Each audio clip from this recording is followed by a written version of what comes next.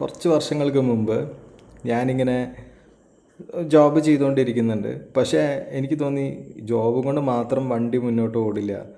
എന്തെങ്കിലും ഒരു സൈഡ് ബിസിനസ്സോ അല്ലെങ്കിൽ എന്തെങ്കിലും ഒരു എക്സ്ട്രാ ഇൻകമിനുള്ള വഴി കാണണമെന്ന്. അപ്പോൾ എല്ലാവരുടെ മനസ്സിലുള്ള സംഭവം തന്നെയാണല്ലോ. അപ്പോൾ എനിക്കും ആ ഒരു സമയത്ത് അങ്ങനെ ഒരു തോന്നൽ വന്നു. അപ്പോൾ ഞാൻ വിചാരിച്ചു ശരി, എന്താ ചെയ്യേണ്ടത് എന്നുള്ളതൊക്കെ ഇങ്ങനെ ആലോചിച്ചപ്പോൾ എനിക്ക് തോന്നി ഒബ്വിയസ് ആയിട്ടും കുറേ ഓൺലൈനിൽ കുറേ സംഭവങ്ങളൊക്കെ കാണാനുണ്ട്. അഫിലിയേറ്റ് മാർക്കറ്റിങ്, പിന്നെ എന്താ പറയുക, ടൈപ്പിംഗ് ജോബ്സ്, അത് ഇത് എന്നൊക്കെ പറഞ്ഞിട്ട് കുറേ ഓൺലൈൻ ജോബ്സ് ഇങ്ങനെ കാണാനുണ്ട്.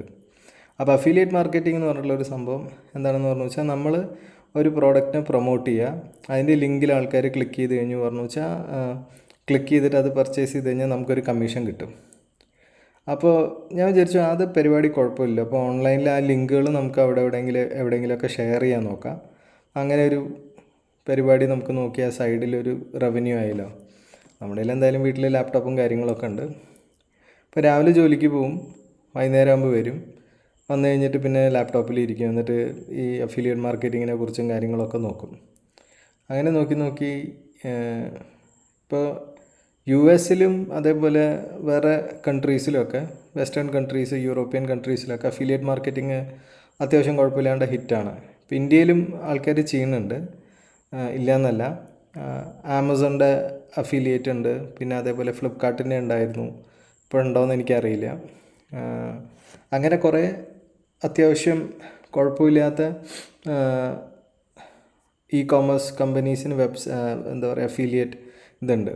അവരുടെ ഏതെങ്കിലും പ്രോഡക്റ്റ് നമ്മൾ പ്രൊമോട്ട് ചെയ്ത് കഴിഞ്ഞു വെച്ചാൽ, ആരെങ്കിലും ആ പ്രോഡക്റ്റ് നമ്മുടെ ലിങ്കിൽ നിന്നാണ്, നമ്മൾ ഷെയർ ചെയ്ത ലിങ്കിൽ നിന്നാണ് വാങ്ങിച്ചു വെച്ചാൽ നമുക്കൊരു കമ്മീഷൻ കിട്ടും, ഒരു എമൗണ്ട് കിട്ടും.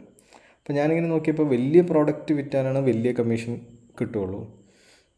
അപ്പോൾ ഓൾറെഡി എനിക്ക് ഇൻട്രസ്റ്റ് ഉള്ള ഒരു മേഖലയാണ് സോളാർ, റിന്യൂവബിൾ എനർജി. സോളാർ എനിക്ക് ഇൻട്രസ്റ്റ് ഉള്ള ഒരു ഏരിയയാണ്.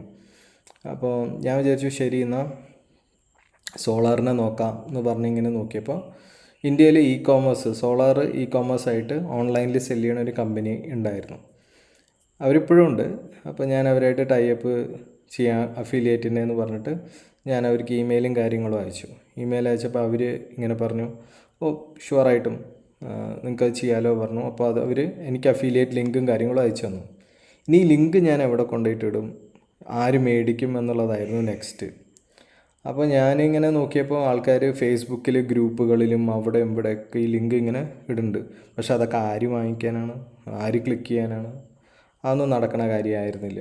അപ്പോൾ ഞാൻ ശരി ഇനിയിപ്പോൾ എന്ത് ചെയ്യും എന്നുള്ള തിങ്കിങ്ങിൽ വന്നപ്പോൾ ഈ ചങ്ങായി എൻ്റെ അടുത്ത് പറഞ്ഞു, നിങ്ങൾ അത്യാവശ്യം കുഴപ്പമില്ലാണ്ട് സംസാരിക്കണ്ടല്ലോ, നിങ്ങൾക്ക് മലയാളവും കാര്യങ്ങളും അറിയാമല്ലോ, അപ്പോൾ എന്തുകൊണ്ട് നിങ്ങൾക്കൊരു യൂട്യൂബ് ചാനൽ തുടങ്ങിക്കൂടാന്ന് പറഞ്ഞു.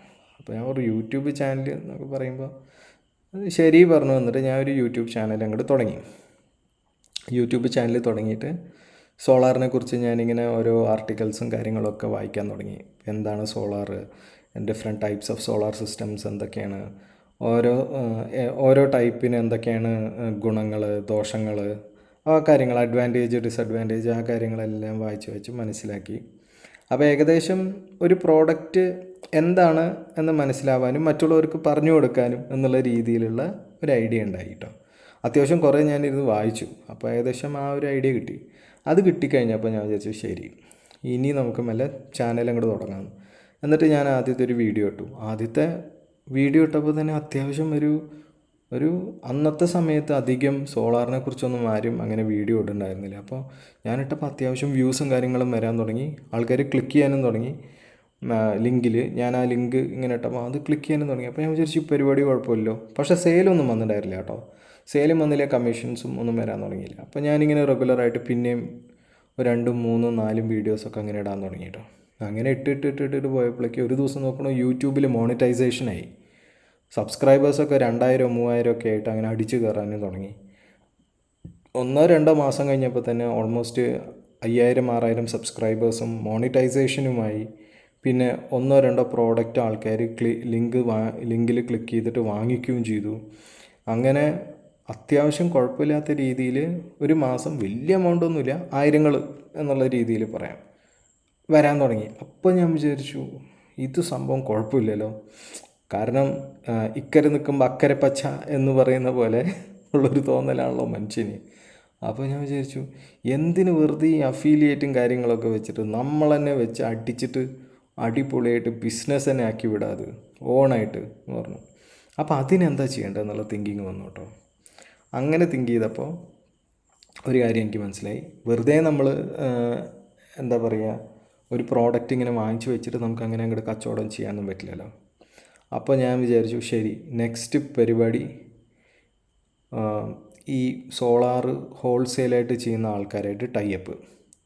കാരണം എന്താണെന്ന് പറഞ്ഞു വെച്ചാൽ ആൾക്കാർ കമൻസിലൂടെയും ഇതിലൂടെയൊക്കെ സോളാർ ഉണ്ടോ, പാനൽ കിട്ടുമോ, ബാറ്ററി കിട്ടുമോ എന്നൊക്കെ ചോദിക്കാൻ തുടങ്ങി. അപ്പോൾ ഞാൻ വിചാരിച്ചു എന്തായാലും എനിക്ക് എൻക്വയറി ഉണ്ട്, അപ്പോൾ എനിക്ക് തന്നെ ഡയറക്റ്റ് സെല്ല് ചെയ്യാമല്ലോ എന്ന് പറഞ്ഞിട്ട് ഞാൻ ഹോൾസെയിലേഴ്സൊക്കെ ആയിട്ട് ടൈപ്പായി. അതായത് 2-3 വലിയ ഹോൾസെയിലായിട്ട് സ്റ്റോക്ക് വയ്ക്കുന്ന ആൾക്കാരെ ടൈപ്പായപ്പോൾ ഞാൻ പറഞ്ഞു ഞാൻ നിങ്ങൾക്ക് പ്രോഡക്റ്റിൻ്റെ ക്യാഷ് തന്നാൽ നിങ്ങൾ പ്രോഡക്റ്റ് ഇന്ന സ്ഥലത്തേക്ക് എത്തിക്കാൻ പറ്റുമോ ചോദിച്ചു. അപ്പോൾ അവർ പറഞ്ഞു ഞങ്ങളത് ചെയ്യണത് തന്നെയാണ്, ഞങ്ങളത് ചെയ്തു തരാമെന്ന് പറഞ്ഞു. അങ്ങനെ പറഞ്ഞപ്പോൾ ശരി എന്ന് പറഞ്ഞിട്ട് അപ്പം മുതൽ ഞാൻ അഫിലിയേറ്റ് മാർക്കറ്റിംഗ് നിർത്തി. എന്നിട്ട് ഡയറക്റ്റ് ഓർഡേഴ്സ് പിടിക്കാൻ തുടങ്ങി. അതായത് ഇപ്പോൾ ഒരാൾ വിളിച്ചിട്ട് എനിക്ക് സോളാർ വേണമെന്ന് പറഞ്ഞു വെച്ചാൽ ഞാൻ പറയും ഓ എടുത്തു തരാമല്ലോ, തരാമല്ലോ, നമ്മുടെ കയ്യിലുണ്ടല്ലോ, അതിനെന്താണ് എന്ന് പറയും. എന്നിട്ട് അവരുടെ നിന്ന് ക്യാഷ് അവർ തരും. ക്യാഷ് തന്നു കഴിഞ്ഞ് പറഞ്ഞു വെച്ചാൽ ആ ക്യാഷ് ഞാൻ നേരെ ഹോൾസെയിലർക്ക് കൊടുക്കും, ഹോൾസെയിലർ അത് ഷിപ്പ് ചെയ്യും. ഓക്കെ, സോ സംഭവം അങ്ങനെ. എന്നിട്ട് പ്രോഡക്റ്റ് അങ്ങനെ അവരുടെ കയ്യിലെത്തും. അപ്പോൾ ഇത് പറയണത് ഈസിയാണ്, പക്ഷെ അത് കൺവിൻസിങ് ഭയങ്കര ടഫാണ്. കാരണം സോളാർ എന്ന് പറഞ്ഞു വെച്ചാൽ 1000-2000 പ്രോഡക്റ്റ് അല്ല കേട്ടോ. ഒരാൾ യൂട്യൂബിൽ കണ്ട് നമ്മളെ ട്രസ്റ്റ് ചെയ്തിട്ട് ആ ക്യാഷ് തരികയാണ്. അപ്പോൾ നമ്മൾ അതനുസരിച്ചിട്ട് ആ പ്രോഡക്റ്റ് എത്തിക്കുകയും വേണം. അപ്പോൾ ഞാൻ പല സംഭവങ്ങളും അതിൽ പഠിച്ചു. അതായത് സെയിൽസ്, അതായത് ഒരു കസ്റ്റമർ ഇൻബൗണ്ടായിട്ട് വന്നു പറഞ്ഞു വെച്ചാൽ ആ കസ്റ്റമർ താല്പര്യമുള്ള ആളാണെന്ന് എങ്ങനെ മനസ്സിലാക്കിയെടുക്കുക, അതോ ജസ്റ്റ് വെറുതെ ഇൻഫർമേഷൻ എടുക്കാനുള്ള ആളും ആയിരിക്കാം. അവർ ചില ആൾക്കാർ ഇൻഫർമേഷൻ വാമ്പയേഴ്സാണ്. അതായത് അവർ വെറുതെ വിളിച്ചിട്ട് കുറേ കാര്യങ്ങൾ ചോദിക്കും, പക്ഷെ ഒരു സാധനം മേടിക്കൂല, ഭ്രാന്തായി പോകും. കാരണം ചില ദിവസങ്ങളിലൊക്കെ ഒരു 10-20 പേരൊക്കെ വിളിക്കും, അതിൽ ഒരാൾക്ക് പോലും വാങ്ങിക്കാൻ താല്പര്യം ഉണ്ടാവില്ല. അവർ വിളിച്ചിട്ട് അതെ അതെന്താണ് സംഭവം, ഇതെന്താണ് സംഭവം, ഇതെന്താണ് സംഭവം, അതെങ്ങനെയാണ്, ഇത് ഇവിടെ കണക്ട് ചെയ്യാൻ പറ്റുമോ, അത് അവിടെ കണക്ട് ചെയ്യാൻ പറ്റുമോ എന്നൊക്കെ പറഞ്ഞിട്ട് 100 കൂട്ടം ചോദ്യങ്ങൾ ചോദിക്കും. എന്നാൽ ഒരു സാധനമായിട്ട് അവർക്ക് ഒരു സാധനമായിട്ട് അവർ വാങ്ങിക്കൂല. അല്ല അത് പിന്നെ പറഞ്ഞിട്ട് കാര്യമില്ല, ആൾക്കാർ ചിലപ്പോൾ അന്വേഷിക്കണതൊക്കെ ആയിരിക്കാം. ബട്ട് എനി വിച്ച് വേസ് അപ്പോൾ അങ്ങനെ. അപ്പോൾ ഇതിൽ എന്താ പറയുക, ലോജിസ്റ്റിക്സ്, ഈ സാധനം എടുത്തിട്ട് അവിടെ എത്തിക്കുക, അങ്ങനെ ആ ഒരു പരിപാടി ആയി. പക്ഷേ വലിയ വലിയ സിസ്റ്റംസൊക്കെ ഇൻസ്റ്റാൾ ചെയ്യാൻ വേണ്ടിയിട്ട് സാധനം അവിടെ എത്തിച്ചു കഴിഞ്ഞ് പറഞ്ഞു വെച്ചാൽ ഇൻസ്റ്റലേഷന് ചെയ്ത് കൊടുക്കണം. അപ്പോൾ ഉദാഹരണത്തിന് നമ്മൾ ഒരു സ്ഥലത്ത് ഇരുന്നിട്ട് വേറൊരു സ്ഥലത്ത് ഇൻസ്റ്റലേഷൻ എത്തിക്കണം എന്ന് പറഞ്ഞു വെച്ചാൽ ഇൻസ്റ്റലേഷൻ ചെയ്ത് കൊടുക്കണം എന്ന് പറഞ്ഞാൽ അത് എളുപ്പമുള്ള കാര്യമല്ല. നമുക്കാണെങ്കിൽ ടെക്നീഷ്യൻസും ഇല്ല, നമ്മൾ 1 man ആർമി ആയിട്ടുള്ള ഈ പരിപാടി ചെയ്യണത്. അപ്പോൾ ഞാൻ വിചാരിച്ചു ഇനിയിപ്പോൾ ഇതിനൊരു ഓപ്ഷൻ എന്താണെന്ന് പറഞ്ഞു വെച്ചാൽ ഫേസ്ബുക്കിൽ കയറിയിട്ട് ഓരോരോ ജില്ലകളിലുള്ള ഇലക്ട്രീഷ്യൻസ് ആരൊക്കെയാണെന്നുള്ളത് സെർച്ച് ചെയ്തു.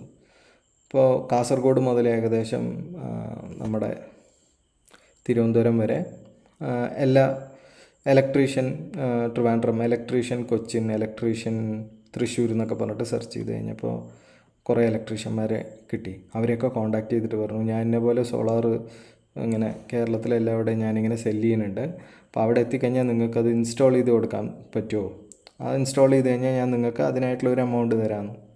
അപ്പോൾ അവർ പറഞ്ഞു ചെയ്യാലോ എന്ന് പറഞ്ഞു. അങ്ങനെ ചിലവർ പറഞ്ഞു പറ്റില്ല എന്ന് പറഞ്ഞു. അങ്ങനെ ചെയ്യാൻ പറ്റുമെന്ന് പറഞ്ഞാൽ ഒരു 10-15 ഇലക്ട്രീഷ്യന്മാരുടെ നമ്പേഴ്സും കാര്യങ്ങളൊക്കെ സെറ്റാക്കി. അപ്പോൾ അതിന് ശേഷം എനിക്ക് വന്ന ഓർഡേഴ്സ് എല്ലാം നമ്മൾ ഇൻസ്റ്റലേഷനും പരിപാടിയും ചെയ്ത് കൊടുക്കാൻ തുടങ്ങി.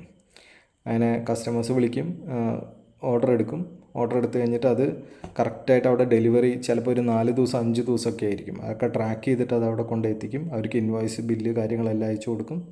അത് കഴിഞ്ഞ് കഴിഞ്ഞാൽ ഇലക്ട്രീഷ്യനോട് അങ്ങോട്ട് പോകാൻ പറയും, ഇലക്ട്രീഷ്യൻ അവിടെ പോവും, ഇൻസ്റ്റാൾ ചെയ്യും, പരിപാടി കഴിഞ്ഞു. അങ്ങനെ വെറുതെ ഒരു സൈഡ് ആയിട്ട് റവന്യൂ, അതായത് സൈഡായിട്ട് ചെറിയ പൈസ ഉണ്ടാക്കാമെന്ന് പറഞ്ഞ് തുടങ്ങിയ ഒരു പരിപാടി ഒരു ബിസിനസ്സായിട്ട് മാറി എന്ന് പറയാം. അങ്ങനെയുണ്ട് ഓരോരോ സംഭവങ്ങൾ. ആ ബിസിനസ് ഇപ്പോൾ ഇല്ല നിലവിൽ, അതൊരു 6-7 കൊല്ലം മുന്നേ ആയിരുന്നു. പക്ഷെ എന്നാലും നമ്മുടെ ഐഡിയ, ഞാൻ പറയണത് എന്താണെന്ന് പറഞ്ഞു വെച്ചാൽ നമ്മൾ ഒരു സംഭവം വിചാരിച്ചിട്ട് ഇത് ചെയ്യാം, ഒരു കാര്യം ചെയ്യാമെന്ന് പറഞ്ഞ് വിചാരിച്ചിട്ട് അങ്ങോട്ട് തുടങ്ങിക്കഴിഞ്ഞ് കഴിഞ്ഞാൽ അത് ചിലപ്പോൾ അതൊരു ഭയങ്കര റോക്കറ്റ് പോലെ അങ്ങോട്ട് പൊളിച്ചങ്ങോട്ട് കയറും. മനുഷ്യൻ്റെ ഓരോ കാര്യങ്ങൾ, ലൈഫ് എന്ന് പറയുന്നത് ഭയങ്കര അൺപ്രഡിക്റ്റബിളാണ്. നമ്മൾ ഒരു സംഭവം എന്ന് പറഞ്ഞിട്ട് വിചാരിച്ചിട്ട് ചെയ്യാൻ പോയി കഴിഞ്ഞ് കഴിഞ്ഞാൽ പറഞ്ഞാൽ ആ സംഭവം തന്നെ മാറിപ്പോവും. നിങ്ങൾക്ക് അങ്ങനത്തെ വല്ല സംഭവം ഉണ്ടായിട്ടുണ്ടോ? ഉണ്ടായിട്ടുണ്ടെന്നുണ്ടെങ്കിൽ എന്തായാലും ഒന്ന് കമൻറ്റിൽ അറിയിക്കും കേട്ടോ. ഭയങ്കര ഭയങ്കര കാര്യങ്ങളല്ലേ ഓരോ മനുഷ്യന്മാരും നമ്മളെല്ലാവരും ചെയ്തുകൊണ്ടിരിക്കുന്നത്, ജീവിക്കാൻ വേണ്ടിയിട്ടുള്ള പെടാപ്പാടേ. ഓ ബൈ.